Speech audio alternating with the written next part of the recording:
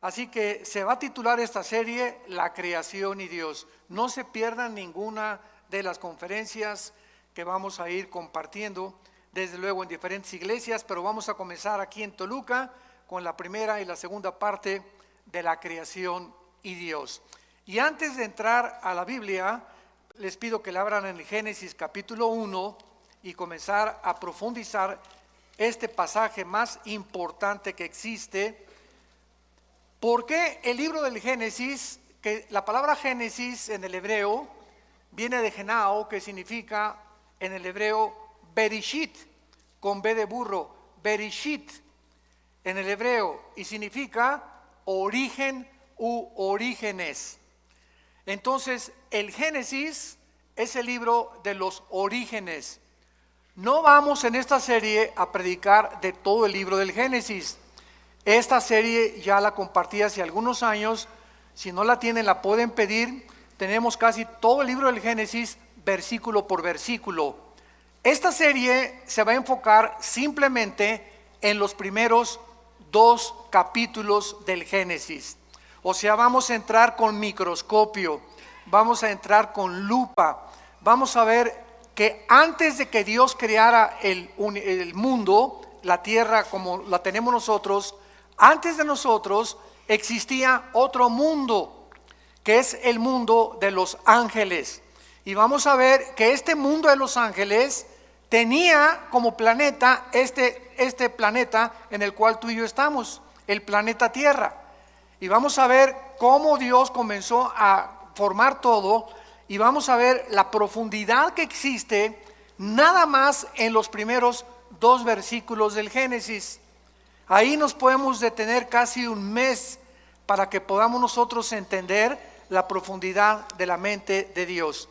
Entonces vamos a estudiar claramente la eternidad de Dios. Cuando hablamos de la eternidad, pues la mayor parte de los cristianos no sabemos qué significa eternidad. Creemos que es un punto de una línea recta que sale y continúa eternamente. Sin embargo, esto es una medida de nosotros, esto no es la eternidad. O cuando decimos por los siglos de los siglos o secula seculorum, creemos que ya nos vamos a seguir extendiendo por todo el tiempo. Vamos a descubrir otras cosas diferentes que Dios hizo y creó, y vamos a ver también las 3 palabras en el hebreo que son importantísimas para poder entender qué cosa Dios creó de la nada, que es la palabra bara, qué cosa Dios creó para formar, que es yatzar, y qué cosa es darle forma a algo, que es la palabra asa, así como suena, bara, yatzar con Y y asa. Si nosotros no conocemos estas 3 palabras, entonces no vamos a entender, por ejemplo, por qué hasta el 4.º día Dios creó los cielos y la tierra. Y cuando alguien me dice eso, yo les digo, ¿en dónde dice eso? Porque en mi Biblia no lo dice. ¿Cómo no, hermano? Léale ahí, Génesis 1:14, dijo luego Dios, ¿qué cosa dice? No dice Dios creó, dijo luego Dios, haya lumbreras. Y esta palabra haya es la misma palabra hebrea, haya, que significa hacer o que se ponga algo en movimiento. Entonces el sol y la luna ya existían. Dios no los creó en el primer día de la creación de nosotros, sino que en el mundo anterior de nosotros el sol y la luna ya existían, y el universo sufrió una especie de congelamiento para que cuando Dios volvió a recrear todo y a colocarlo en nosotros, Dios puso en movimiento lo que ya existía. Entonces, todas estas cosas escondidas y todas estas cosas maravillosas de la Biblia las vamos a ir, por favor, estudiando, analizando, investigando con lupa, con microscopio, porque es ya tiempo que la iglesia de Dios pueda salir de la leche y ya podamos comenzar a comer algo mucho más sólido, que es la palabra de Dios. Ahora bien, para esto es muy importante que recordemos algo.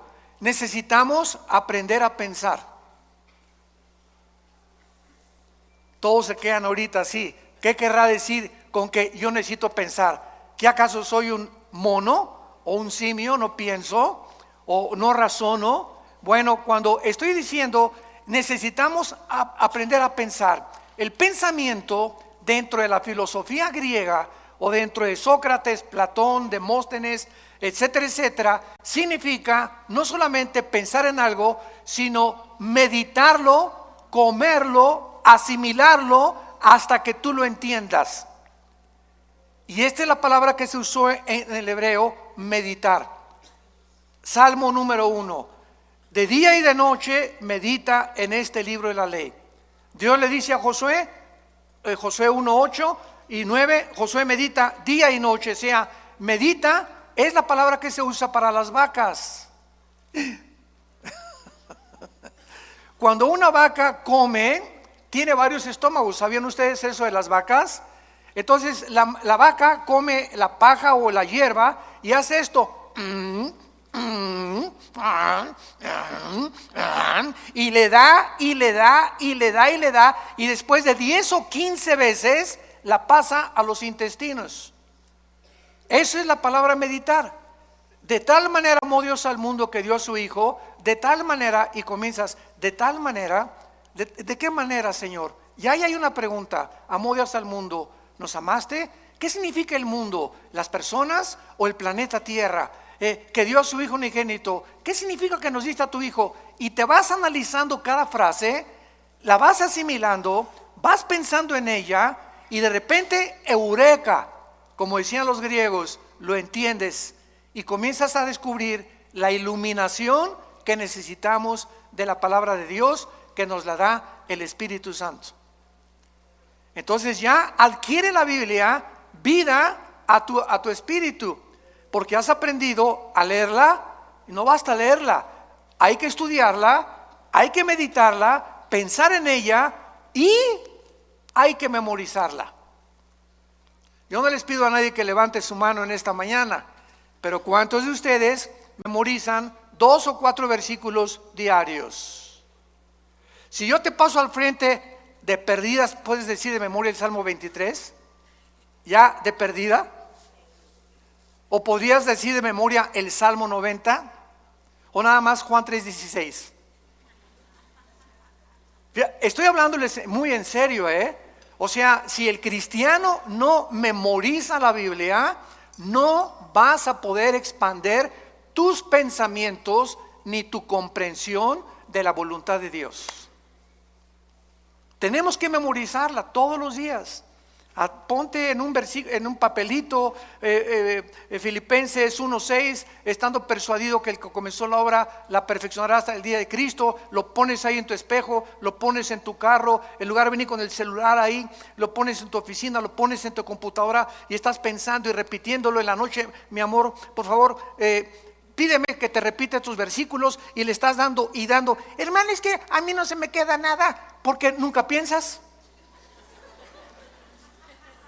Yo no tengo memoria porque no la has practicado. Pero si no estás en un psiquiátrico, tienes memoria. Si no estás mal de la cabeza, tienes memoria. Y no se te quedan las cosas porque nunca lo has practicado. Es como un músculo la memoria. Tenemos que estar ejercitando y vas a descubrir que podemos llegar a memorizar capítulos enteros, salmos enteros de la Biblia. Entonces todo esto es lo que se llama, y lo que le dice Pablo a Timoteo en su segunda carta: esfuérzate en la gracia de Jesús. Necesitamos poner más de nosotros para poder comprender más la mente de Dios. Hace muchos años, en Job capítulo 38, versículo 4, Dios le hizo esta pregunta a Job. Ahora bien, si a la iglesia ni la Biblia traes, pues ya no queda más cosa, ¿verdad? Más que llorar. Porque ya venía a la iglesia sin la Biblia, pues ya entonces ya no hay manera de poder explicar nada. Job 38, 4. Dios le hizo esta pregunta a Job hace muchos años. ¿Dónde estabas tú cuando yo fundaba la tierra? Házmelo saber si tienes inteligencia. En otras palabras, esta pregunta nadie la ha podido contestar. En el afán de poder nosotros los seres humanos tratar de descubrir el origen del universo o cómo el hombre fue puesto por primera vez, qué fue primero, el hombre o la mujer, fue realmente una primer pareja la que comenzó en el planeta Tierra, y además hacia dónde se dirige el universo y nuestra vida. En este afán de descubrir las cosas, ¿qué hemos hecho? Muy bien, hemos utilizado dos medios. La ciencia, la palabra ciencia significa conocimiento humano, cuando es la ciencia secular. Entonces, a través de la ciencia, los científicos han inventado, han hipotetizado, han especulado, han filosofado, tratando de cómo comenzó todo, e inventaron una teoría. Por eso se llama teoría.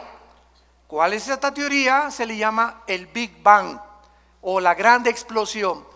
El universo, dicen los científicos, que no tiene nada de ciencia en esto, porque no es científico, porque para que sea científico tiene que ser demostrado.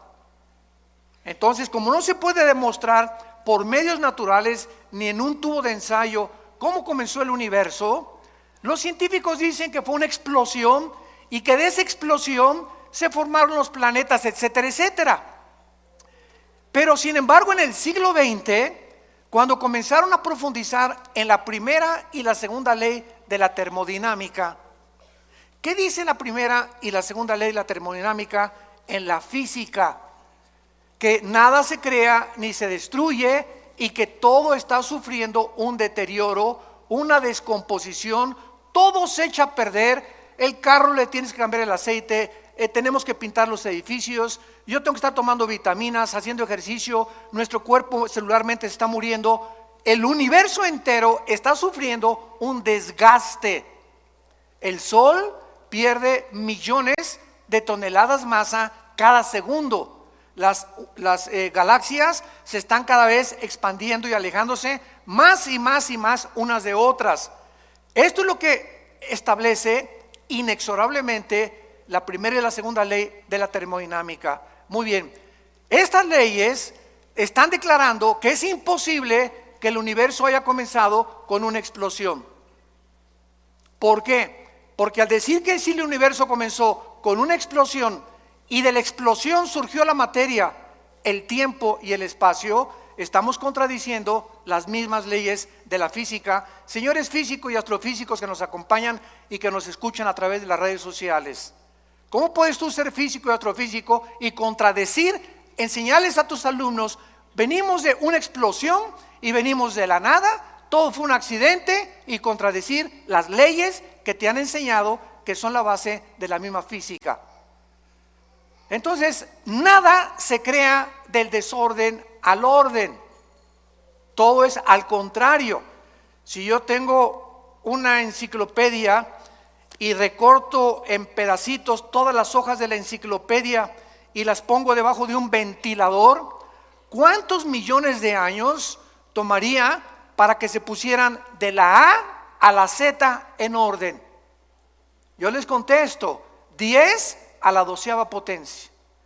Infinito, nunca se haría tal cosa.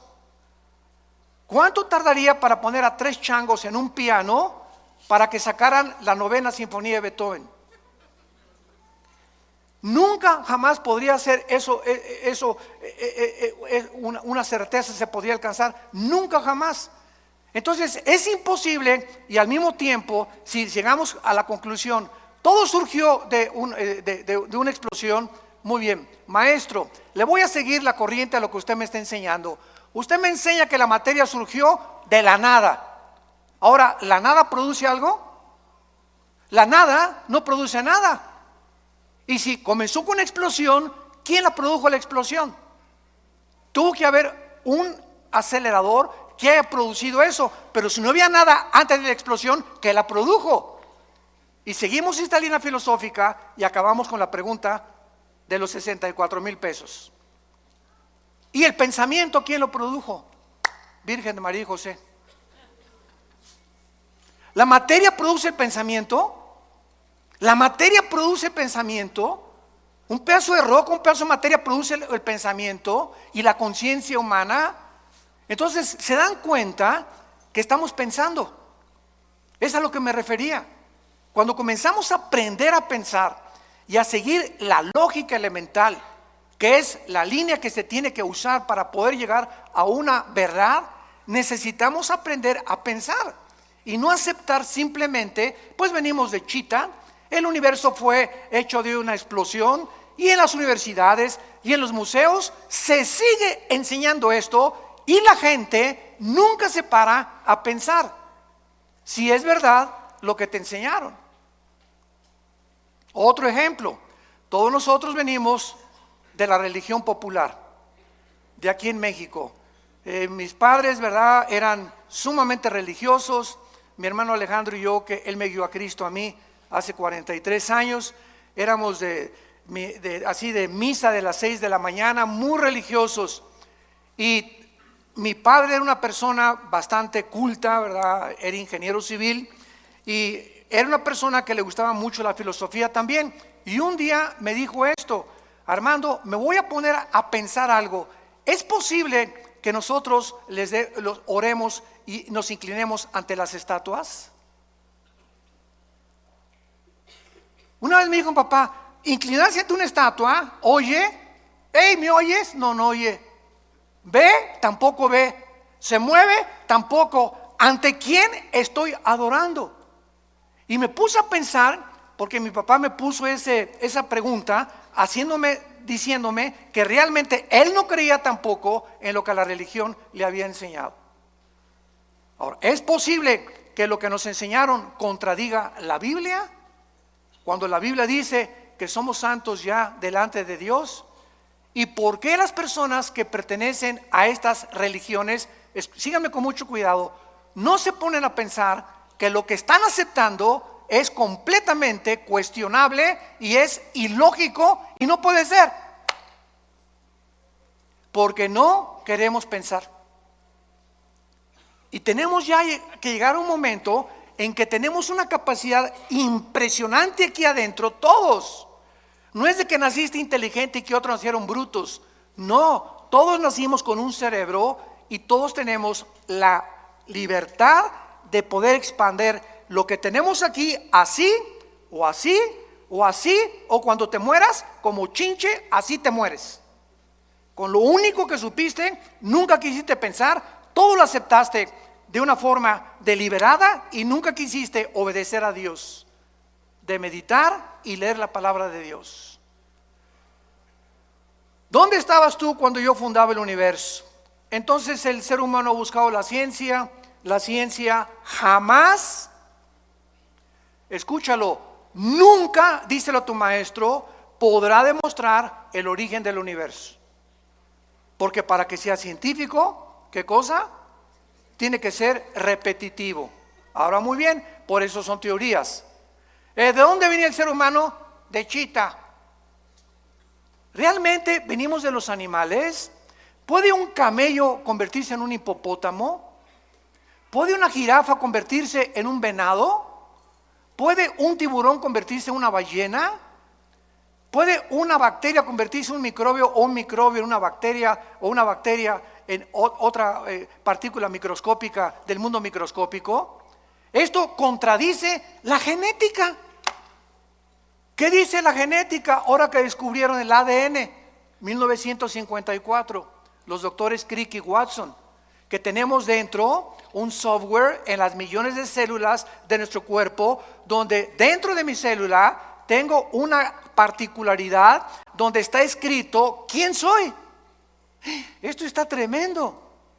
Dentro de nuestro cuerpo, en cada una de tus células, está escrito quién eres, cuántos años vas a vivir, qué color de ojos tienes, qué color de tu piel es, el color de tu cabello, la altura, la mancha de tu abuelita, las orejas de papalote de tu abuelo, el carácter emocional berrinchudo de tu mamá, etcétera, etcétera.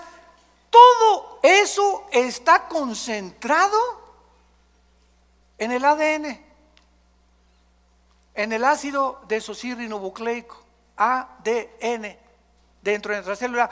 ¿Quién puso esa información ahí? El ADN de un camello es diferente al ADN de un hipopótamo, de un tigre, de un perro, de una vaca, etcétera, etcétera. La biología y la genética impiden la mutación de una especie a otra especie. ¿De dónde inventan que venimos de los animales? Nunca se han puesto a pensar.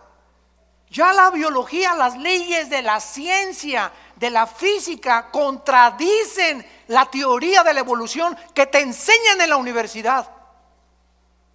¿Y por qué te la siguen enseñando? Porque esos maestros que te la enseñan no quieren pensar. ¿Y por qué no quieren pensar? Porque les falta honestidad intelectual. Porque si fueran honestos intelectualmente podrían decir, oye, la biología niega la evolución. Los aminoácidos, que son los ladrillos de la vida, han impedido, impiden e impedirán la evolución. La física impide la evolución. ¿Por qué? Porque no venimos de menos a más, vamos de más a menos. La genética impide la evolución por la construcción del ADN, que no se puede hacer una mutación de una especie a otra especie. Y como dijo Dion Teofilito, en mi tierra, y seguirán buscándolo. El famoso eslabón perdido. Entonces, cuando tu maestro se vuelva a levantar en la universidad y te diga, venimos de los animales, y Darwin realmente no se ha equivocado en su libro El origen de las especies, levántate y dile a tu maestro, deme usted una muestra de una mutación de una especie a otra especie, y voy a creer que venimos de chita. Pero se sigue enseñando. ¿Por qué se sigue enseñando? Porque no quieren pensar y porque saben que si se ponen a pensar van a acabar en la Biblia.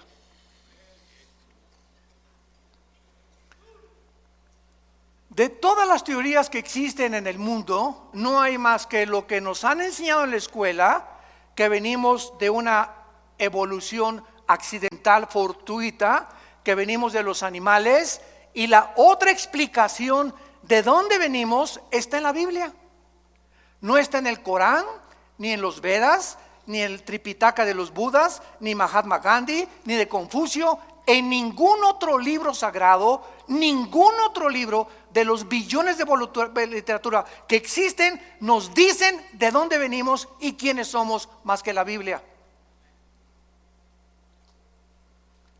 Ahora, ¿de veras dice eso la Biblia? Es lo que vamos a ver. Y no solamente lo dice, sino que lo comprueba. Y conforme el mundo pasa y la ciencia evoluciona, la ciencia dice, y la Biblia tenía razón. Durante siglos se preguntó por qué José no se metía con María para que naciera Jesús. Se aceptó y la iglesia romana dijo, es un dogma de fe. Tienes que creer que Jesús no se metió con María porque es un dogma de fe, sin dar ninguna explicación. Sin embargo, en 1954, lo compartimos en el desayuno ayer, se descubre el ADN y se descubre que el ser humano está dividido en dos, hombres y mujeres, macho camacho y las reinas de la casa. Más nos vale. Ok, ¿qué determina que tú hayas nacido hombre? ¿Y qué determina que tú hayas nacido mujer? ¿Sabes qué determina que seamos hombres y que tú hayas nacido mujer? Nuestros cromosomas. Los cromosomas de la mujer son XX. El hombre tiene XY. El cromosoma Y no lo tiene la mujer, lo tiene el varón. En otras palabras, cuando mi papá se juntó con mi mamá, el cromosoma Y de mi papá ovuló el cromosoma X de mi mamá y nací macho camacho. Y si tú eres mujer, cuando tu papá tuvo relaciones con tu mamá, el cromosoma X del varón ovuló el cromosoma X de tu mamá y naciste mujer. Y hemos llegado a un siglo, el siglo XXI, donde se está discutiendo el género con la famosa biología del transgénero, y decirles que si un niño se quiere vestir de mujer, que lo dejen, y si una niña se quiere jugar a los soldados, que la dejen y que se vista de soldado, cuando la misma biología es la que determina. Cerremos ya la Biblia, la biología determina quiénes somos. Entonces, si tú hazte un examen de sangre y tienes la Y, eres hombre. Nadie te va a cambiar y es imposible que te cambien tu masculinidad. Así te hizo Dios, así acéptalo. Y si tienes los dos X, eres mujer. Y nadie se atreva a cambiar tu feminidad con la cual Dios te creó como mujer. Hemos llegado a un grado de dioses, de decir, cambiemos a este hombre en mujer y esta mujer en hombre. Y llegar al grado que es el síntoma más grande de descomposición social, de poder llegar hasta el matrimonio, hombres con hombres, mujeres con mujeres, y destruir el patrón de la familia que tiene su origen en la Biblia, y creer que ahora la familia es hombre, con niños, mujer y mujer con niños. Y la Biblia dice que la familia es un hombre con una mujer que fue la que parió a mis hijos, y esa es mi familia delante de Dios. ¿A qué grado hemos llegado por no pensar? Lo aceptamos todo y se está convirtiendo en normal. Ya se está aceptando como algo normal. Y ahí están en las bodas de hombres con hombres. Ay, mijito, que se casó con Pepe y Pepe con Carlitos. Que sean felices. ¿Cuál felices? Es una mentira. El 63% de las personas que se han querido cambiar el sexo en el transgénero, lo dicen los psiquiatras, se han suicidado. Cuando una persona pierde su identidad, lucha con demonios que tratan de robarte tu identidad y confundirte, y vienen las depresiones, vienen las luchas angustiosas de las emociones y los sentimientos, porque el diablo te está atormentando. Tienes que ser libre en el nombre de Jesús y aceptar como Dios te hizo. Nadie aplaude, pero que Dios los bendiga. A la palabra de Dios. Muy bien. Y por otro lado, en su afán de descubrir el origen de las cosas y del universo y nosotros, se ha recurrido a la ciencia y a la brujería, al ocultismo, a las limpias, a tratar de penetrar en el mundo del más allá, con espíritus, con contacto con los muertos, con contacto con los espíritus, porque no sabemos quiénes somos, ni a dónde se van los muertos, ni qué nos da la energía, ni qué nos da el poder. El hombre ha caído en la brujería desde los tiempos de Babilonia, en la Torre de Babel. La Biblia dice que la brujería, la astrología, la magia tuvieron su origen en Babilonia, que es la ciudad más nombrada después de Jerusalén en la Biblia. Comienza la Biblia en Génesis 10 con Babilonia y termina en Apocalipsis 17 y 18 con Babilonia otra vez, porque significa confusión. El hombre sin Dios está confundido, y por eso hemos tomado caminos que la evolución, que la brujería, que el ocultismo, que voy a cargarme de energía en las pirámides de Teotihuacán, voy a consultar a los muertos con los mediums que me hagan limpias. Todas estas cosas son el fruto de la ignorancia de la Biblia. Jesús dijo: yo soy la luz, y bajó del mundo hace 2000 años para alumbrar nuestros ojos. Vivimos en un mundo oscuro, santos de Dios, damas y caballeros, un mundo perdido. Cada quien trae su rollo, cada quien por su camino. Ya los gobiernos no saben cuál gobierno, cuál ideología es la buena. Los economistas están perdidos, las religiones están perdidas, la filosofía está perdida. Ya no hay forma de relativismo, humanismo, hedonismo, etcétera, etcétera. El mundo sigue así, ¿por qué? Porque estamos en tinieblas. Y Jesús hace 2000 años vino a sacarnos de las tinieblas. Y te ofrecen esta mañana, y ustedes que nos escuchan, salir de esa oscuridad, que las vendas se te caigan, recobrar tu verdadera identidad y ser feliz con una vida en abundancia, que es la vida que Cristo nos vino a dar. Muy bien.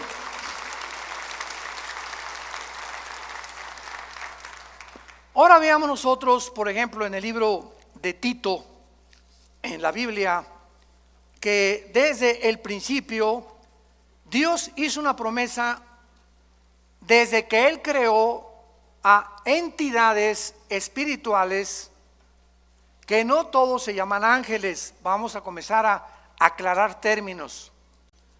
La Biblia le ha llamado ángeles a los serafines, a los querubines y desde luego a los ángeles.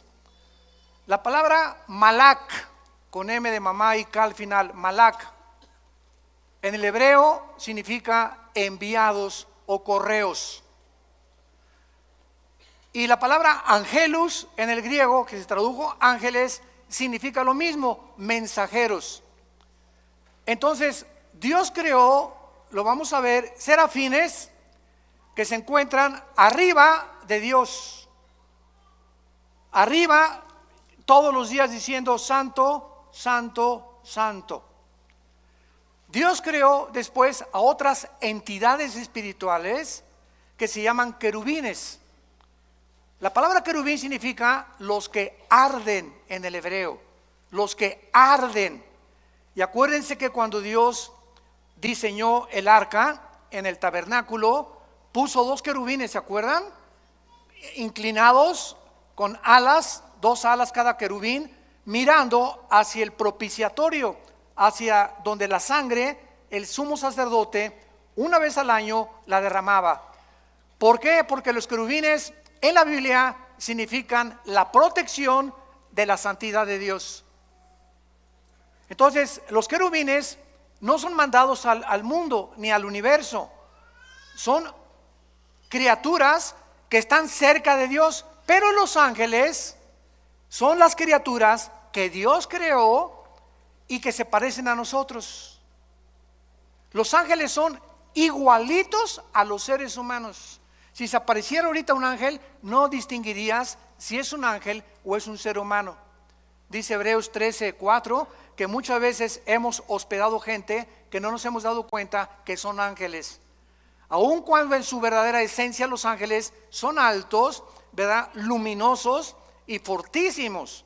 Uno solo mató en el Antiguo Testamento a más de 3000 filisteos. Entonces los ángeles son los mensajeros de Dios, las criaturas que Dios ha enviado desde donde Él habita hacia el mundo donde tú y yo vivimos. Y los ángeles, dice Hebreos capítulo 1, nos sirven a nosotros para cuidarnos. Salmo 30 y 90 también, a sus ángeles mandará ante ti que tu pie no tropiece en piedra. Y son luminares que nos guardan y nos han guardado muchas veces de muchos accidentes y de muchas cosas que nos pudieron haber sucedido de no haber sido por su intervención invisible. Entonces, esto es muy importante entenderlo. Los querubines no son ángeles, los serafines no son ángeles, los ángeles son los mensajeros, los que han venido al mundo a cuidarnos y a observarnos las 24 horas. En Tito capítulo 1, versículo 1 y 2, vean ustedes que antes de que Dios creara a los ángeles, querubines y serafines, antes de cualquier cosa, dice así: Pablo, siervo de Dios y apóstol de Jesucristo, conforme a la fe de los escogidos de Dios y el conocimiento de la verdad, que es según la piedad. Escucha, en la esperanza de la vida eterna, la cual Dios, que no miente, prometió desde antes de ¿cuándo? Antes de que nada fuera creado, Dios prometió que a las criaturas que Él iba a crear fueran eternas. Y todas las criaturas que Dios ha creado somos eternas. Tanto los ángeles caídos que van a ser condenados serán condenados. Nosotros viviremos eternamente. Entonces es lo que se llama la vida eterna, que es la vida con Dios. Dios diseñó, planeó que todo lo que existiera fuera eterno porque Él es eterno. Entonces Dios le plació en su sabiduría crear la eternidad para que nosotros pudiéramos vivir en ella. Vean por ejemplo en Isaías capítulo 57 lo que la Biblia dice acerca de la personalidad y de la esencia de Dios. Isaías 57 versículo 15. Porque así dijo el alto y sublime, el que habita. ¿Dónde habita Dios? Ahorita explicamos qué es la eternidad. Ahí vamos a entrar ya. El que habita la eternidad y cuyo nombre es el Santo. Yo habito en la altura y la santidad con el quebrantado y humilde de espíritu, para hacer vivir el espíritu de los humildes y vivificar el corazón de los quebrantados. Ahora sí, pongan mucha atención. Ya vamos a comenzar a aclarar muchas cosas.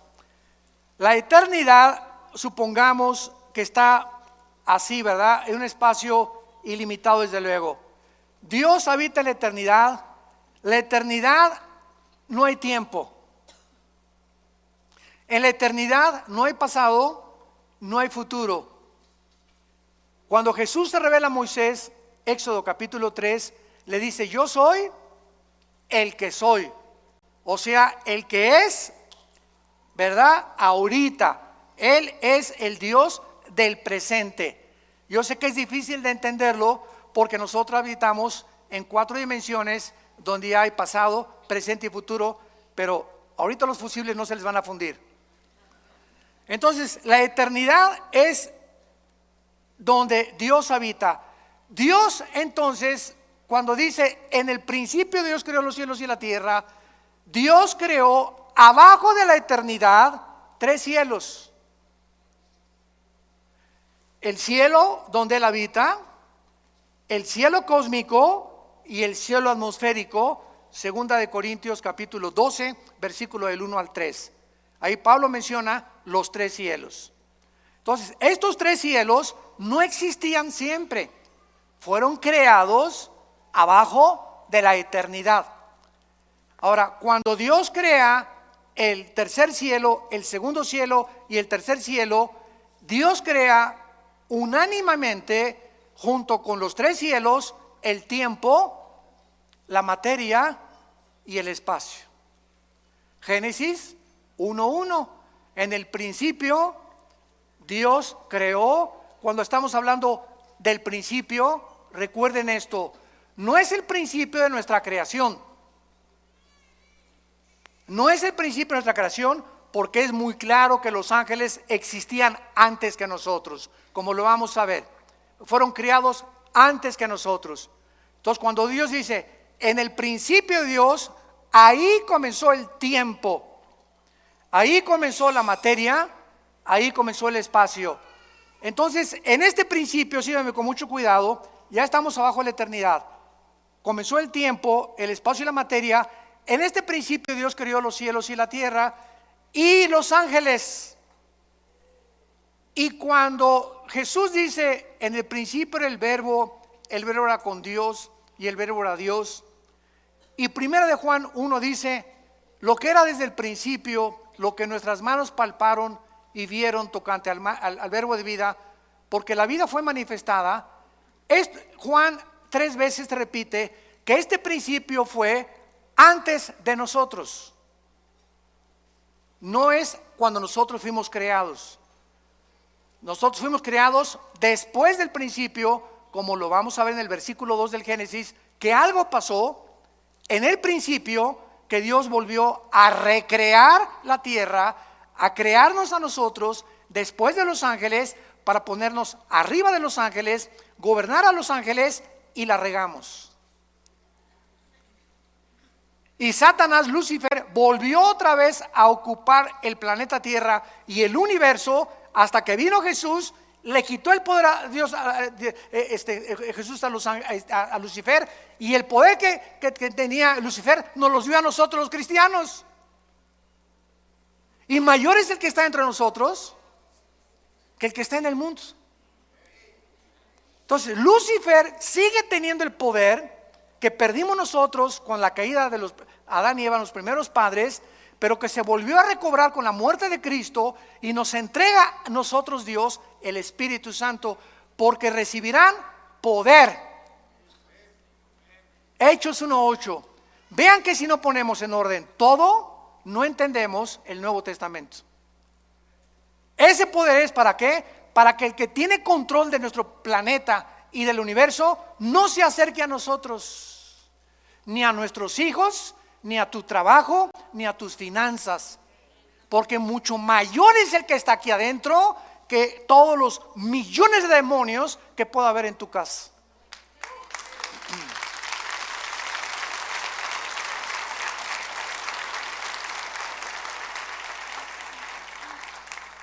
Ya, por favor, no digan: pastor, ¿puede venir a mi casa a echar el chamuco fuera?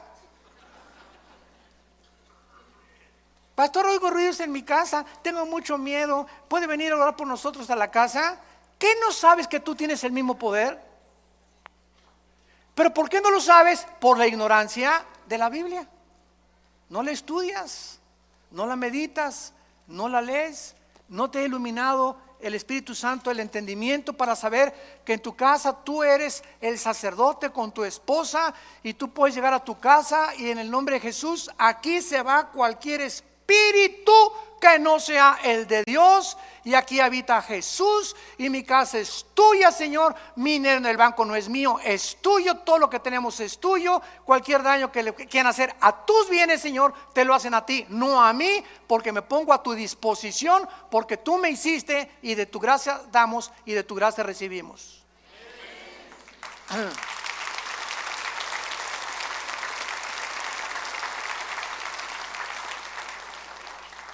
Dios pues diseña que nosotros entremos a la eternidad. Entonces cuando Jesús dice en Juan 17:3, esta es la vida eterna, Él define la eternidad. ¿Qué es la vida eterna? Jesús nos lo explicó: conocer a Dios. Esta es la vida eterna, que te conozcan. Dice que te convertiste. ¿Cuánto has conocido de Dios? ¿Cuánto sabes de su poder? ¿Cuánto sabes del propósito que tiene para tu vida? ¿Por qué vives con estrés todavía, con angustias, con desconfianza, con incredulidad? Ay, subió el peso y cayó el petróleo, hermano, ¿qué voy a hacer? Y si mi esposo se muere y no me da el seguro social, ¿qué voy a hacer? Entonces, ¿tu esperanza era tu esposo? ¿El petróleo? ¿El peso? Dios nos está viendo. Y dice 1 de Pedro que somos sostenidos por la fe mediante el poder de Dios. Entonces, cuando tú crees, activas el poder de Dios. En el momento que dices: Señor, gracias porque no dependo del dinero ni de mi esposo, ni del diputado, ni de mi amigo, ni del próximo gobierno, ni tampoco mi felicidad depende de si mi esposo me hace feliz, o mi esposa me hace feliz, o mis hijos me felices. Todo depende de ti, de mi relación contigo. Cuando Dios ve esa confianza, te llena de su poder, y tienes la capacidad de volverte más que vencedor, porque sin fe es imposible agradar a Dios. ¿Me están siguiendo? Estamos pensando. Muy bien. Dice en Primera de Juan capítulo 2, y explicando también la eternidad, porque es importantísimo antes de pasar y profundizar más. Primera de Juan 2:25, y esta es la promesa que Él nos dio otra vez: la vida eterna. Cuando yo oigo que hay cristianos que dicen que la salvación se pierde, les digo, ¿ya pensaron lo que están diciendo? Es que hay 5 pasajes en el Nuevo Testamento que parece que se pierde la vida eterna. Parece contra 200 que te dicen que no se pierden. Y de esos pasajes que parece que se pierde la vida o que se pierde la salvación, son completamente mal interpretados, lo han sacado fuera de contexto porque no los han estudiado a la luz de las demás partes de la Biblia. ¿Qué es la vida eterna o vida temporal? ¿Cuál es la diferencia? ¿No sabes cuál es la temporalidad? He venido para darles vida temporal. ¿Eso dice la Biblia? No, ¿verdad? Nos viene a dar vida eterna. O sea, cuando un cristiano recibe al Espíritu Santo, en ese momento, dice Efesios capítulo 2, en ese momento entramos a la eternidad. Ya somos eternos. Por eso no vamos a morir espiritualmente jamás ya. Vamos a morir físicamente, nos van a enterrar, pero vamos a seguir viviendo. Tu pariente que se murió la semana pasada, no digas que se murió, pasó a mejor vida. Él sigue viviendo, seguimos viviendo. Esta es la esperanza que Dios nos ha traído, que esta vida no lo es todo. Vamos a seguir viviendo. Y tú lo tienes que creer. Y cuando tú lo crees, no hay nada que te pueda detener, porque para nosotros es ganancia la muerte. Entonces, esta eternidad entra a nuestra vida cuando recibimos a Cristo como nuestro Señor y Salvador. Ya estamos sentados, dice Efesios 2, con Cristo. Ya somos más que vencedores, Efesios 1:3. Ya hemos sido bendecidos con toda bendición espiritual. ¿Qué significa esto? Que ya no le puedo decir a una persona, Dios te bendiga. No hay ninguna parte del Nuevo Testamento donde diga, Dios te bendiga. Porque dice la Biblia en Efesios 1:3 que ya hemos sido bendecidos. Entonces yo le digo, que la gracia y la paz sea contigo. Lean todas las cartas de los apóstoles y jamás dicen que Dios los bendiga. ¿Por qué? Porque ya estamos bendecidos. En otras palabras, ¿tú crees que por decirme Dios me bendiga me va a bendecir? No, ¿verdad? Me va a bendecir si yo ando camino con Él, no porque tú me lo digas. Y menos una persona que no es cristiana, Dios te bendiga. Mentiras, nunca lo va a bendecir. Al contrario, mientras él no reciba a Cristo, su vida irá de maldición en maldición, de botella en botella, de droga en droga, de cine en cine, de teatro en teatro, buscando siempre y sin encontrar. Las bendiciones entran a nuestra vida cuando aceptamos a Cristo como nuestro Salvador. ¿Se dan cuenta cómo tenemos que ubicarnos en tantas cosas en la cristiandad? Y entender qué es lo que realmente Dios quiere decirnos a nosotros. Dice en 1 Juan capítulo 5, versículo 10, el que cree en el Hijo de Dios tiene el testimonio en sí mismo. El que no cree a Dios le ha hecho mentiroso, porque no ha creído en el testimonio que Dios ha dado acerca de su Hijo. Y este es el testimonio que Dios nos ha dado, vida temporal. ¿Eso dice? Vida eterna, para siempre. Nadie jamás nos las puede quitar. Nadie nos puede separar, ni pobreza, ni desnudez, ni demonios, ni ángeles, ni nada. ¿Y qué pasa si me quiero yo alejar de Dios? De la oreja te trae de regreso.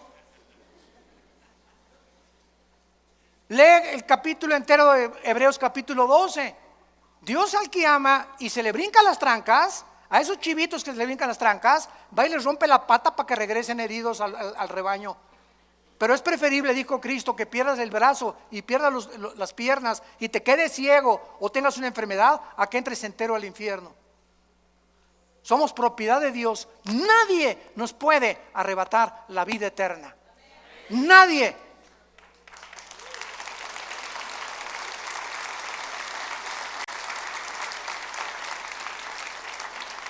Dios nos ha dado vida eterna y esta vida está en su Hijo. El que tiene al Hijo tiene la vida. El que no tiene al Hijo no tiene la vida. En otras palabras, tú puedes tener una religión, ser católico, bautista, venir aquí a Vida Nueva, carismático, nazareno, mormón, no me importa la religión que tengas. Si tú tienes una religión y no tienes al Hijo, no tienes más que una religión, no tienes la vida eterna. Para tener la vida eterna necesitamos que Jesús entre a nuestra vida. Es un regalo que Dios nos da, que le abras tu corazón y que lo recibas como tu Señor y como tu Salvador. Porque Él es el Hijo de Dios, el poseedor de la vida eterna. Y finalmente, regresamos a Génesis capítulo 1 y vemos nosotros que al abrir la Biblia, el Espíritu de Dios, lo primero que hace al abrir la Biblia es llevarnos a las primeras palabras que Dios consideró, porque son las primeras palabras de Dios. Dios consideró que era lo primero que tenía que decirnos, que toda la creación tuvo un principio, en el principio. El universo no es eterno, hubo un principio. La ciencia, gracias a Dios, el siglo XX lo reconoció por la segunda ley de la termodinámica, que es imposible que el universo haya sido eterno. Tiene que haber tenido un principio, como la Biblia lo establece y como las leyes de la física lo confirman también. Ahora bien, si el universo tuvo un principio y nosotros de ese principio nos alejamos cuando pecamos contra Dios, cuando tú recibes a Jesucristo, tu vida comienza a tener un principio. Comienzas otra vez a caminar con Dios. ¿Ya naciste de nuevo? ¿Ya tienes a Jesucristo como tu Señor y Salvador? Porque en el momento que tú lo haces, en el principio de mi vida, fue hace 43 años, mi vida antes de que yo fuera cristiano era un desastre. Pero cuando comencé con Cristo, comencé a caminar con Dios. Y a partir de ese momento, todas las bendiciones de Dios, el plan de Dios, la eternidad, lo comencé a comprender. Las vendas se nos caen de los ojos y comenzamos a ver la luz de Jesús. Ustedes son la luz, dijo Jesús, Mateo 5. Así alumbre vuestra luz delante de los hombres. Dios te quiere salvar para que vayas con tu familia que está en la oscuridad, en el paganismo, en la idolatría, en las religiones. Somos la luz del mundo a tus amigos, en tu bufete de abogados, en tu consultorio médico, en tu taller de carpintería, en tu escuela, en tu secundaria. ¡Alumbra! Levanta la voz, no seamos cobardes.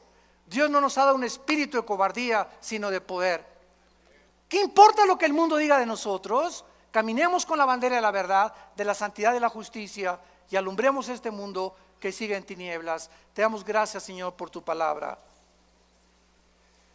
Gracias, Señor, por revelarnos las verdades del universo, de nuestro origen, de la importancia de entender y pensar claramente lo que tú nos has dejado como nuestra herencia. Gracias, Señor, porque eres tan maravilloso y tan grande y tan poderoso que queremos cada día conocerte más. Por lo cual pedimos que nuestro Dios y Padre de Jesucristo, el Padre de la gloria, les dé a cada uno de ustedes un espíritu de sabiduría, de revelación en el conocimiento de Jesús. Ser más que vencedores, ser guerreros y guerreras de Dios, valientes, porque aunque venga el enemigo como un río, levantaremos bandera contra él, porque mayor es el que está dentro de nosotros.